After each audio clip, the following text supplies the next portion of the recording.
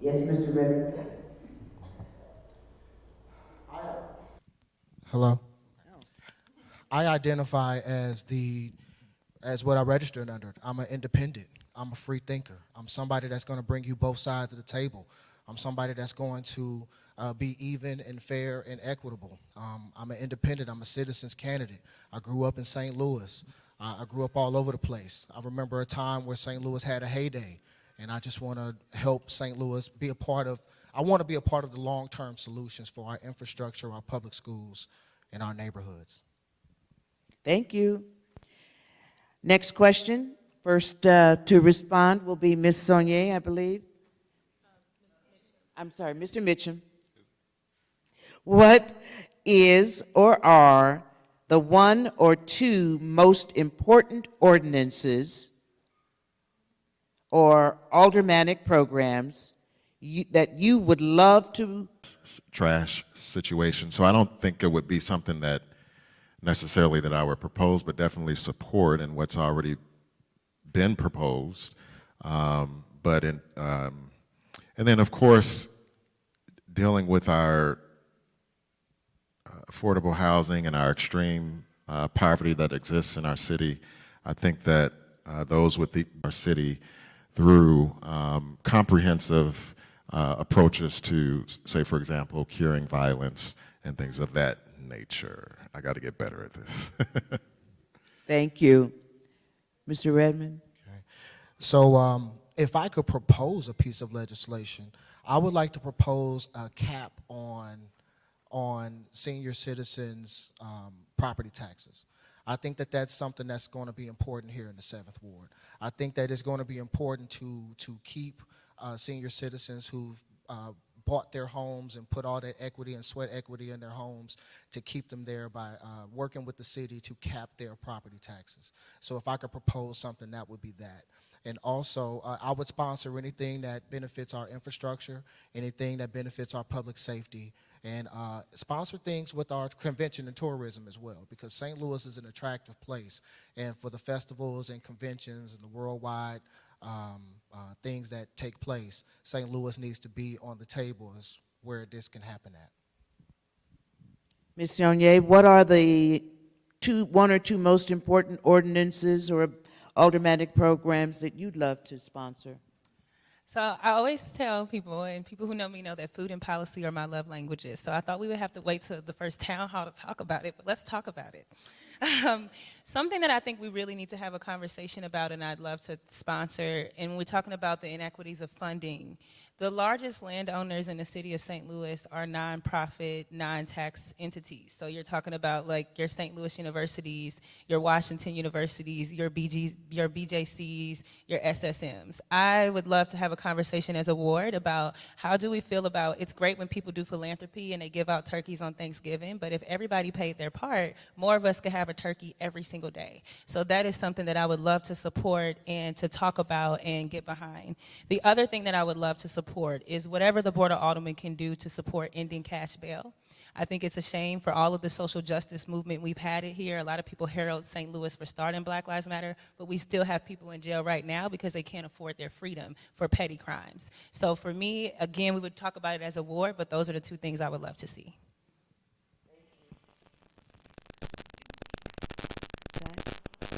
How are we doing on time? I can't hear you. 7:04. We've got about 10, 15 minutes to go with questions. This next question, do you support the 3% tax that the Board of Aldermen put on the April ballot?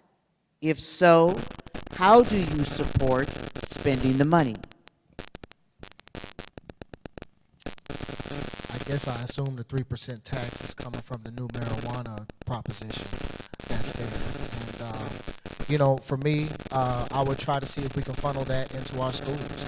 I know that that's something that's going to be very, very profitable, and we should be able to maximize and capitalize on this opportunity to see if we can funnel that into our schools and see if we can funnel that into the salaries of city workers and first responders. Yes, I support the 3% on marijuana. I think the first thing I want to see, I think, as Alderwoman, is we've got to get the basics right before we can go too far. And when you take care of your people take care of you. So I would love to see us have a minimum pay for city workers, the people who we need to come pick our trees up when they fall and pick up our trash. They need to be paid adequately. So that's the first thing that I would love to see us do. And then the second thing that I would love to see us do, we've started conversations about a universal basic income on a piloted level. I would love whatever we can do with the money to. I think I would like to see the city build more capacity in terms of more hands on deck. We've kind of been hit a little bit in terms of coming out of the pandemic, and our personnel numbers are not where we would like them to be. I would also like to see the solution to the trash problem, and somebody needs to sort of, you know,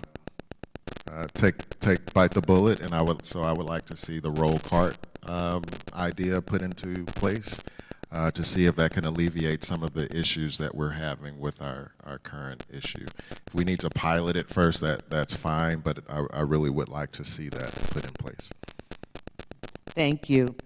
Let's go on. I'm going to ask you this one. Oh, okay. Well, we've got a couple here that are slightly repetitive, so I'm going to move on past these cards. Again, this was a reference to affordable housing. The city of St. Louis has been losing, this question though, deals with population. The city has been losing population for decades. Historically, population decline began in the 1960s, with the 1960 census. What is your analysis of why, and most importantly, what needs to be done to stop this great exodus? Why are people leaving? What would you do to stop it? A large reason, part of the population that's decreasing, number one, a lot of the folks that are in that population are the young people in our cities. They are leaving. And I know because I'm 27, and so a lot of my peers and my friends, when it's time to have families, they move to the county because of some of the things we've talked about today, because of streets that are not safe and that are not walkable, because of some of the crime issues that we have in our community, because of the way that our education is funded. Here, I think that looks like a few things. Number one, family affordable housing. Number two, we don't have a special school district in the city. So I know on the board of education, I have conversations with families all the time. I have a child with a certain level of needs. Instead of commuting out to the county to get the services I need, I'm going to move to the county to get them. So I think expanding the special school district, and then just, you know, community centers, recreation options, places where young people can go. Mr. Mitchell? Yeah, I think opportunity. I think people are leaving the city because they may feel that they may have a better opportunity elsewhere. It goes back to what I was saying earlier, though. I think as a matter of principle, in order to address the issue, we have to, as a city, know what our strengths are. We have to be able to leverage our strengths, the things that will attract people to St. Louis, our downtown, our business economic clusters, utilize those strengths, leverage those strengths to work on our growth edges, be it education or affordable housing or our tourist district or what have you. And I think we have a lot of people in this city, talented folks, who can assist us all in this work in leveraging our strengths in order to kind of flesh out our growth edges. Okay. So in a minute, hold land sharks, hold land owners, hold property owners accountable. Make sure that this was an attractive place for affordable housing and urban development. Be a part of convention and tourism that brings luxury taxes and people to travel to our city. And be a part of what stops the crime. Because ultimately that is the identity that we have. We have a crime-ridden identity, regardless of how we see our individual neighborhoods. Until we change the perspective of the city of St. Louis, that's the only way that people are going to start traveling down here. So we got to solve the crime. One of the issues that is addressed, crime is one of the issues that is addressed in this next question. City services like garbage pickup, abandoned cars, drivers who disregard traffic rules. There are serious concerns to taxpayers. What can be done to address these problems? Well, I'm gonna look everybody in the face and just tell you that we are still having an argument over what public safety looks like. We are still having a debate over what public safety is. While our cars are still getting broken in, while our alleys are still unsafe, and while our neighborhoods are still unsafe, we have to come to a consensus on what that looks like for us, whether that's prevention methods, whether it's more police, whether it's more presence. We need leadership in that aspect. So that's what I would do. I would make sure that the 7th Ward had a concise way and a concise plan behind its public safety. We've already talked about some of the things that I think are a part of addressing that, like the traffic enforcement agency, and just a citywide traffic assessment plan.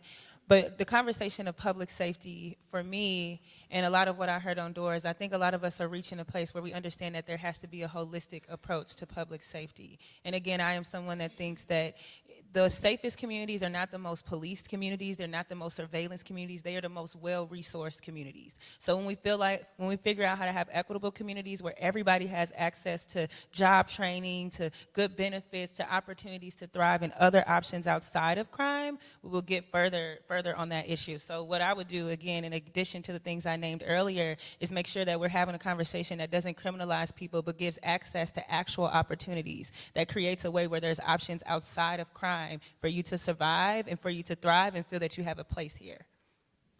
Thank you.